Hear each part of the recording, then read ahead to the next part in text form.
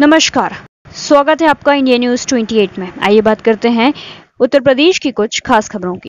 Max hospital Saket ने मथुरा में शुरू की ऑर्थोपेडिक्स और जॉइंट रिप्लेसमेंट की विशेष ओपीडी सेवाएं।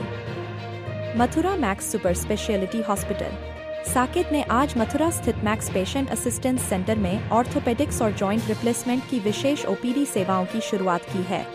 रोबोटिक जॉइंट रिप्लेसमेंट के क्षेत्र में अग्रणी कार्य के लिए प्रसिद्ध max super speciality hospital Saket के रोबोटिक जॉइंट रिप्लेसमेंट विभाग के चेयरमैन एवं चीफ डॉक्टर सुजॉय भट्टाचार्य जी अब मथुरा में प्रत्येक महीने के दूसरे शनिवार और चौथे रविवार को सुबह 10 बजे से दोपहर 1 बजे तक परामर्श के लिए उपलब्ध रहेंगे।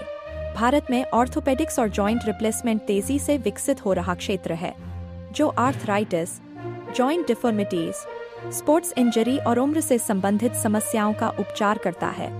रोबोटिक तकनीक से होने वाली जॉइंट रिप्लेसमेंट सर्जरी अब और अधिक सटीक, कम दर्दनाक, कम हॉस्पिटल प्रवास वाली और तेज रिकवरी सुनिश्चित करती है। इन तकनीकों ने मरीजों की गतिशीलता और जीवन की गुणवत्ता में उल्लेखनीय सुधार करते हुए नए मानक स्थापित किए हैं।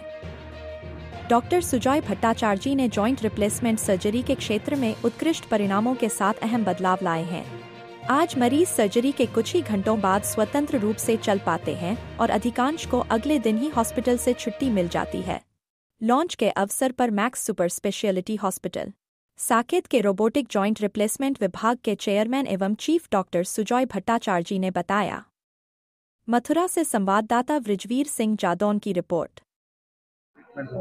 तो मथुरा का जो ओपीडी सेंटर है, जैसे नाम में है कि ओपीडी सारी होंगी, सारी स्पेशलिटी के डॉक्टर जो सुपर स्पेशलिस्ट हैं जो मैक्स साकेत में अवेलेबल हैं, वो यहाँ आके ओपीडी देंगे अलग अलग दिन पे। अब जैसे डॉक्टर सुजॉय भट्टाचार्य हर दूसरे शनिवार और चौथे इतवार को हर महीने आया करेंगे। ऐसे ही गैस्ट्रोएंटरोलॉजी हो गया, लिवर ट्रांसप्लांट हो गया, किडनी ट्रांसप्लांट हो गया, इनकी सुविधाएं यहाँ पे ओपीडी सेंटर में मिले करेंगी। सर्जरी जो होगी वो आपके साकेत सेंटर में। अगर कोई सर्जरी के लिए लायक है तो उसको साकेत बुलाया जाएगा। यहाँ पे भी कोई इक्विपमेंट होगा आपका? यहाँ पे इक्विपमेंट्स कोई नहीं, ओपीडी सेंटर होंगे, परामर्श के लिए बुलाया जाएगा। मैं डॉक्टर सुजय भट्टाचार्य जी हूँ, मैं मैक्स साकेत हॉस्पिटल से आया हूँ। मैं वहाँ पे as a chairman and chief robotic joint replacement surgeon का हिसाब से मैं कर्मरत हूँ। अभी जिस हिसाब से मैं ऑपरेशन घुटने प्रत्यारोपण का ऑपरेशन करता हूँ, ज्यादातर मैं आजकल रोबोट्स का पसंद करता हूँ। रोबोट के साथ में देखा गया ये है जो उनका अलाइनमेंट, जो इनका जो सफलता होने के कारण सफलता पेशेंट बहुत ज्यादा जल्दी ठीक हो जाते हैं।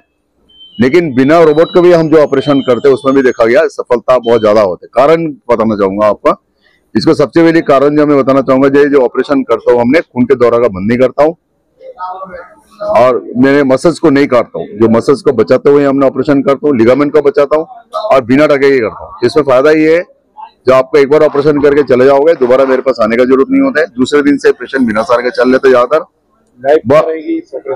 देखिए ये जो लाइफ है इसी के लिए हम रोबोट से करना चाहते हैं। आप अलाइनमेंट जितना बढ़िया बनाओगे इतना उस इम्प्लांट का लंबा चलेगा। क्यों? जैसे आपको गाड़ी का अलाइनमेंट जितना अच्छा होगा टायर इतना लंबा चलेगा। ऐसा ही होता है, जितना आपका नॉर्मल नेचुरल वे, क्यों आपको दोनों घुटना अलग अलग है, दोनों घुटना एक जैसा नहीं है। जैसे हम रोबोट से ऑपरेशन करते हैं आपको दोनों घुटना अलग अलग होते हैं। देखा गया कि पेशेंट का एक लेफ्ट घुटना खराब है तो क्या आप दोनों? नहीं, जो घुटना खराब है, एक ही घुटना खराब है तो एक ही घुटना का ऑपरेशन किया जाता है।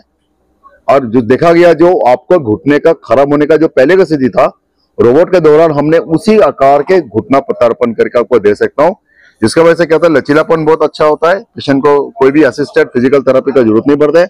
पेशेंट खुद पैर को मोड़ते हैं, खुद 90 डिग्री 100 डिग्री दूसरे दिन भी करना चालू कर देते हैं, बहुत जल्दी अपने काम पे वापस आ जाते हैं। उसमें अपनी में जैसे ऐड करते हैं, जैसे कि स्टील का बहुत सारे जो देखिए मैं बता दूं आपको ना, मेरे को पूछते हैं सारे, जैसे आपने कौन सी इम्प्लांट डालना चाहिए।